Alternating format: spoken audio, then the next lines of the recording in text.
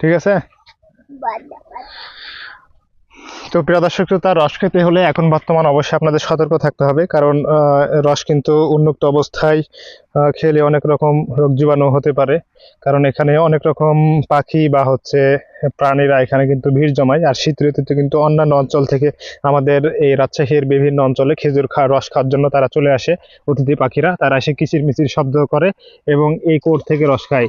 প্রিয় দর্শক, পাখিরা যেহেতু প্রত্যেকটি জায়গা থেকে, পৃথিবীর আনাচে কানাচে থেকে তারা খাদ্য সঞ্চয় করে বা খাদ্য খেয়ে থাকে, এর জন্য তাদের মুখে অনেক জীবাণু থাকতে পারে। তো আমরা এই জীবাণু রোধ করার উদ্দেশ্যেই কিন্তু আজকে আমরা একটি প্রকল্প তৈরি করেছি। আমরা নিজ উদ্যোগে খেজুর গাছ সুন্দরভাবে ঘিরে আমরা রস সংগ্রহ করছি।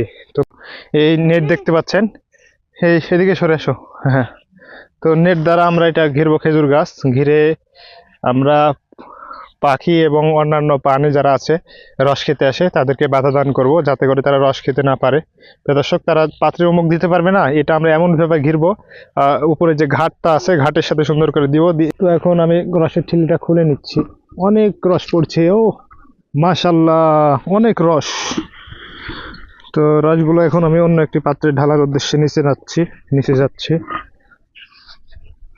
আমাকে মগটা দাও, একটু মগটা একদম ধরো তো।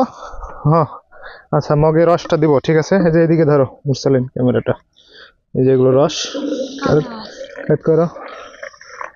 হ্যাঁ, এগুলো রসগুলো ঢেলে ফেললাম। পানি দিয়ে এটা একটু পরিষ্কার করে নেবো, যেহেতু খাওয়ার রস। দাও, পানিটা ধরে দাও একজন।